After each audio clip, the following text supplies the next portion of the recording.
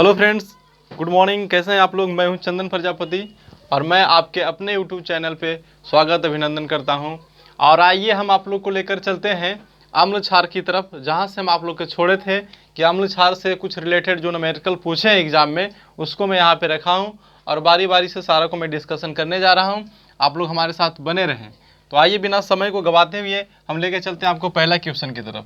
यह लीजिए, लिखा हुआ है, पानी में घुलने पर निम्न में से कौन सा एसिड कम हाइड्रोजन प्लस मतलब हाइड्रोजन आयन देगा। ठीक है, तो पूछ रहा है ना बंधु, इसमें से आई पूछा है सवाल, जितना भी मैं लिखा हूं सारा का सारा सवाल पूछा हुआ है। तो आइए क्या है, पानी में घुलने पर निम्न में से कौन सा एसिड मतलब कौन सा एसिड कम देखिए, कम कर रहा है, कम आयन देगा। तो देखो बंधु, पिछला क्लास जो नहीं देखें कृपया पहले देख करके आप आएँ। लिंक में डिस्क्रिप्शन दे रखे हैं, वहाँ से देखिए अम्ल क्षार, उसके बाद आप यहाँ पे आइए। क्योंकि हम पिछला क्लास में काफ़ी अच्छा से हम बताए थे कि जो कम आयन देगा वो दुर्बल क्या होगा। सही बात, सही बोल रहे हैं। जो कम आयन देगा वो दुर्बल अम्ल होगा। जो पूर्णतः मतलब पूरा घुल जाएगा, यानी कि उसको हम प्रबल अम्ल कहते हैं। तो यहाँ पे हमको चूज करना है, इसमें से तीन ऑप्शन दिया है, HNO3 नाइट्रिक अम्ल, CH3COOH और H2SO4 सल्फ्यूरिक अम्ल, कार्बोनिक अम्ल। तो बताना यहाँ पे ये होगा कि सबसे कम आयनित कौन होगा, कम आयनित। तो जो दुर्बल अम्ल रहेगा वो कम आयनित होगा, जो ज्यादा आयनित होगा वो प्रबल अम्ल रहेगा। तो जाहिर सी बात है, आप आंसर आप लोग के मन में चल रहा होगा क्या, CH3COOH। CH3 क्योंकि ये प्रबल अम्ल है और ये भी प्रबल अम्ल है। ठीक है बंधु, तो आइए नेक्स्ट सवाल की ओर। सभी एसिड समान रूप से पाए जाने वाला तत्व है। सभी एसिड में समान रूप से पाए जाने वाला तत्व है।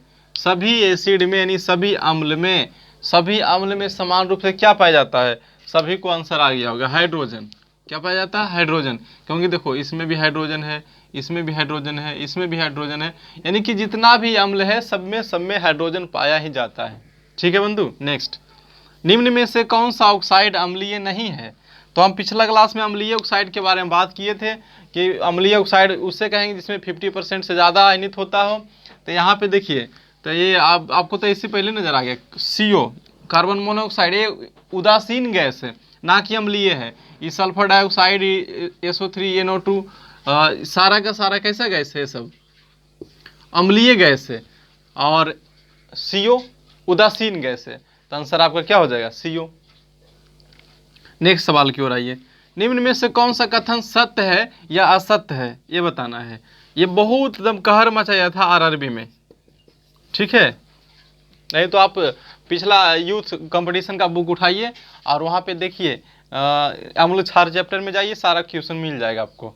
तो आइए एक अम्ल जो पूरी तरह से जल में आयनित हो जाता है, ध्यान दीजिएगा, ऊपर जो हम बताएं उसी से रिलेटेड क्वेश्चन है। एक अम्ल जो पूरी तरह से जल में आयनित हो जाता है, इसका मतलब क्या कह रहा है, पूरा आयनित होगा, प्रबल अम्ल। हाइड्रोजन आयनों का बड़ी मात्रा में उत्पादन करता है, उदाहरण के लिए CH3H2CO3 H2SO3। तो बताओ कि वह अम्ल जो पूरी तरह से जल में आयनित होगा, पूरी तरह से, आंशिक रूप से नहीं, पूरा। तो जब पूरा होगा तो उसे हम प्रबल अम्ल कहेंगे, ना कि दुर्बल अम्ल कहेंगे। तो ये सारे ऑप्शन जो हैं दुर्बल अम्ल का है, अर्थात एक स्टेटमेंट क्या है, असत्य है। ठीक है, नेक्स्ट पे आइए।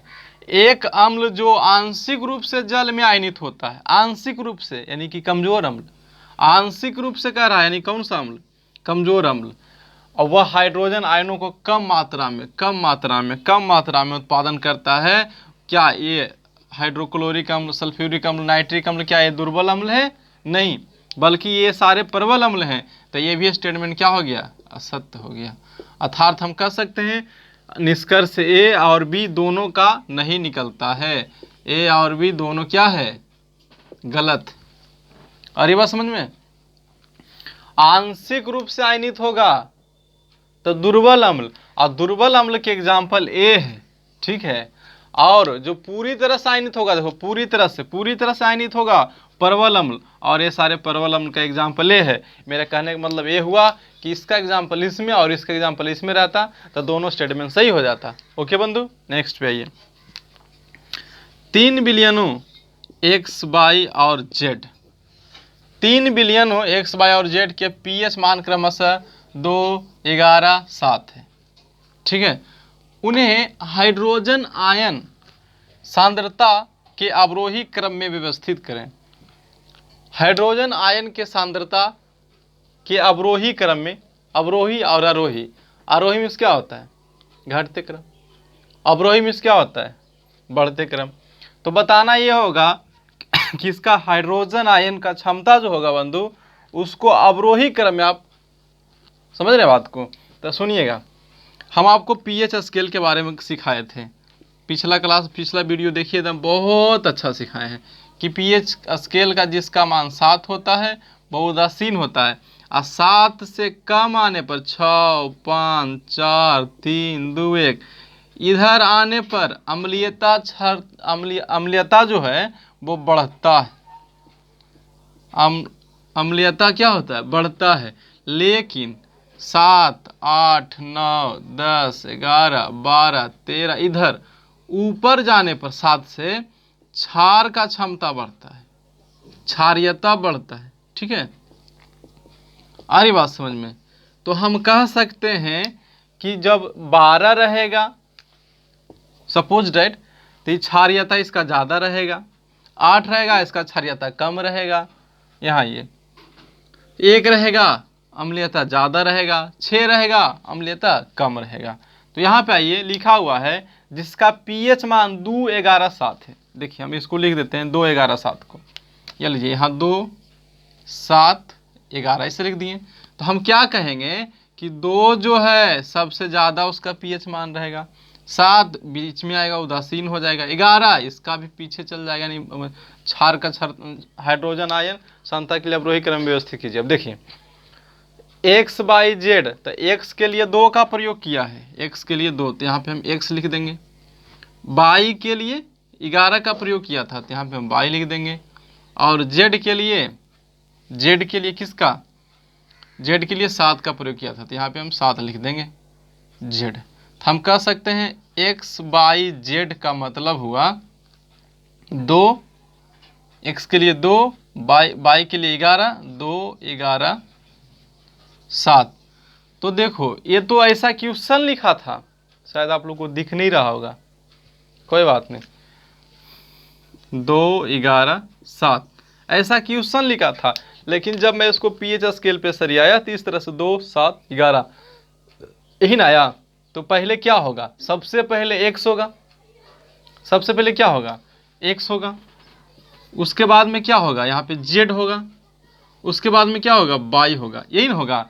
तो x Z by, x Z by ये क्या हो गया? कैसा क्रम हुआ? एक्स जेड बाई बढ़ते क्रम। तो अवरोही आरोही, आरोही मीन्स क्या होता है? बढ़ते क्रम। अवरोही क्रम में पूछ रहा है, नहीं घटते क्रम के बारे में बताइए, तो आपका आंसर क्या हो जाएगा? इसी को हम लिख देंगे x Z by, x Z by, x Z by, x Z by. तो इसको उलट के हम लिख देंगे तो बाई जेड एक्स हो जाएगा। आया समझ में? उम्मीद करते हैं कि समझ में आया होगा। ये छोटा सा था टॉपिक, और इससे रिलेटेड बहुत सारे क्वेश्चंस आपको एग्जामिनेशन में मिलेंगे। तो आप बुक से प्रैक्टिस करें, और यदि आपको दिक्कत कहीं पे हो तो हमसे संपर्क करें। ठीक है बंधु।